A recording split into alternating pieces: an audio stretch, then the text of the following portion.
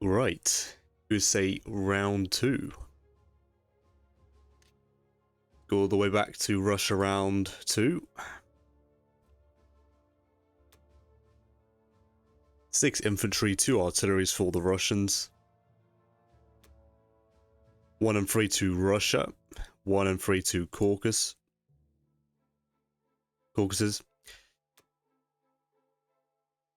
Attacked both Ukraine and Bello, killed the infantry but failed to take both, so that was unfortunate. Lively Germans there. And continued to stack West Russia. It was overall a 60% in Allied favour, so that's not really a battle Germany would take. Worst case scenario would have been a 60% for Germany to win. I don't even think he would have taken that either. It's too risky. Germany bought 11 and 2. 2 artilleries to Karelia. 10 infantry to Germany. 1 infantry to Italy. Blitzed Egypt. Took Archangel, no units lost.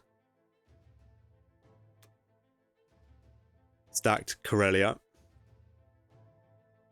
And further stacked Northern Europe. To ensure a dead zone of 3, it seems. I don't often see Germany stack Northern for a second round in a row. It's not something I normally do, but it's pretty effective in this case. The UK is offering a 44% for the Allies to hold here. I'm going to put my destroyer there. It's not a battle that the Axis have to take. There's no transports to kill. Yeah. UK bought 2 infantry, a destroyer, carrier, and an artillery. Artillery 2 infantry to India. Aircraft carrier destroyer to 7. And yes, roughly a 44 for the Allies to hold. It's not really a battle that Germany should take, I don't think. Took Egypt. Took Ukraine. Took Burma. No units lost. That was a nice round from the UK. Sent extra fighters over. Pulled the cruiser and transport 22, and then went down to French West with the transport.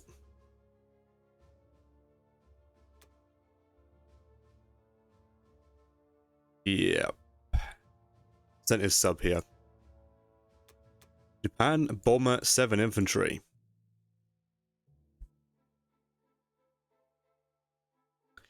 All into Japan, of course. Bombed Russia for 6, which is just ridiculous for a round 1 bomb. For a round 2 bombing of Moscow, that's ridiculous. But considering that he got shafted in Anhui, I think Japan's played very well, actually. Took Anhui, Yakut, Soviet Far East, and Alaska for 3. Failed Burma. So that's pretty good. And took Szechuan, no units lost. Stacked Alaska. I do think this is a pretty effective move. It was in the back of my mind. I was hesitant to put the fighter here. But I thought, so be it. Just in case Japan goes for a J3 timing, it will get there in time. But, yeah, that's not the case.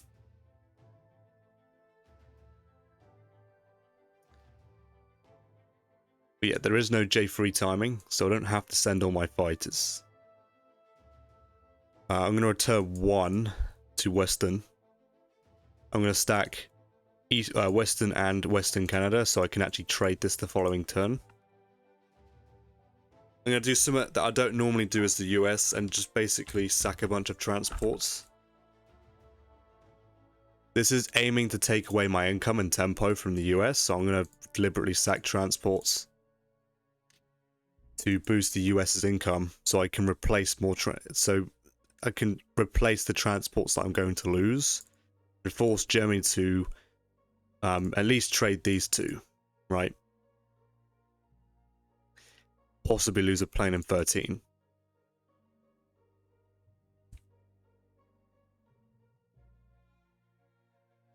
With that in mind, the US will buy 5 infantry, 2 tanks, 2 transports.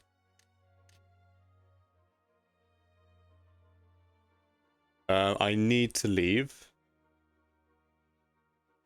He's got 3, 1, and 1. I'm going to deploy 3 infantry, 2 tanks, and send 1 fighter back for 98%. Then I'm going to stack Western Canada with 2 infantry, artillery, and a tank for a 50-50. I could shove the AA gun in there for a good measure. I think I will.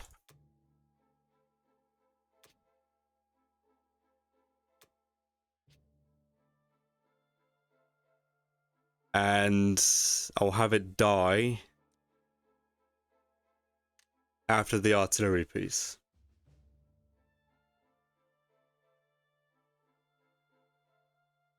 So make it a 66 to hold. 30% for him to win and conquer.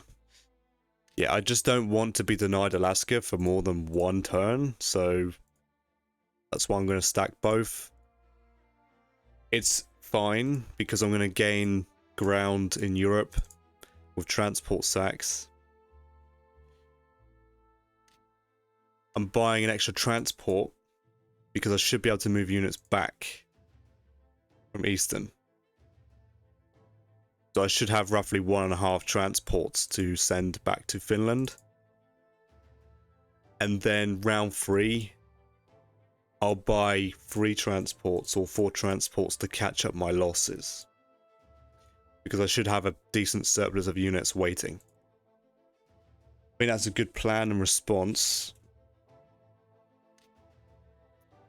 And yeah, I do think this is a good move from Japan, along with this bombing raid. That's pretty much made up for his slowness because of his on-way failure. I'm probably going to suggest Russia to leave an infantry in Xinjiang so the tank can't blitz and further catch up for lost time that Japan has taken. I think it's worth it. Obviously, leave this to contest as well, so nothing's for free. It's quite a decent, it's quite a big commitment from the Japanese, but I understand why he's doing it. Alright, so 1 infantry. Take Norway. The plan is to get an IC up and running round 3, so Germany will have to commit at least 1 tank to try and take it back. Which that's a win for the Allies anyway. This stops Germany from stacking its planes here, so it should make it easier for UK to trade for the future.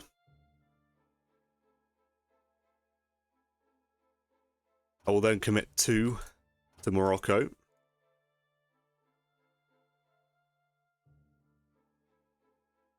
That should be combat. This fleet, I think I'm stacking in 53. I don't need planes. I can send 2 fighters to India still. I just need to return 1. And after this has been dealt with, I can send the carrier and a destroyer to meet up with this fleet, I think. I'll leave the battleship destroyer. We'll see. I might leave the carrier here. Well, we can see what this turned into. I do plan on hanging around here to threaten these. Yeah, I mean, I think he's going to rely on strategic bombing Russia to catch up his awful Envoy. That's what I'm thinking. So hopefully he loses his bomber the following round. Yeah, he might buy a bomber in a turn and just bomb Russia for the entire game.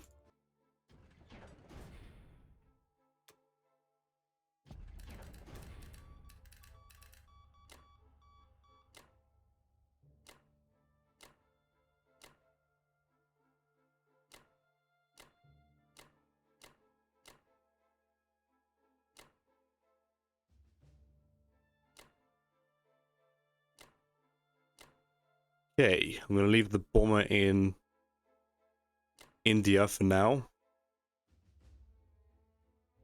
I'm probably going to start bombing Karelia the following turn. 1, 2, 3, 4, 5, 6, that's fine.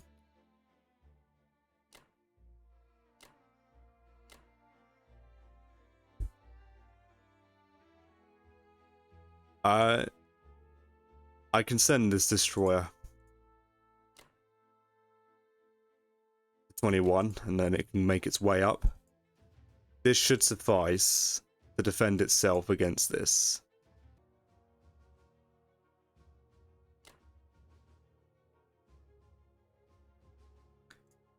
Yeah, if I keep AA,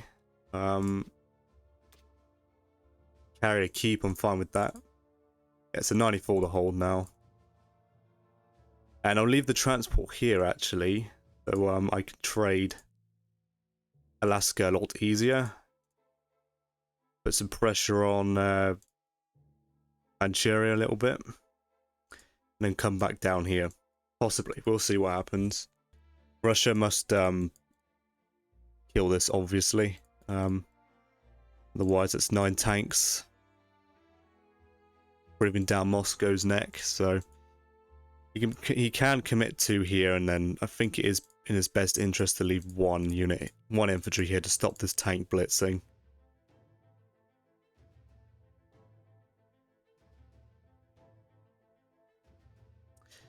Yeah, and pressure an early can opener, that would be annoying. Yeah, I suppose he might be aiming for that with this tank placement here. Yeah. Might be worth UK sending more units into Persia.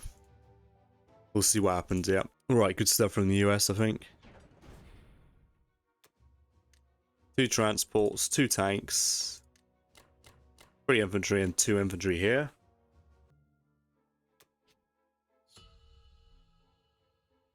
Alright, 46 IPC for the Americans here.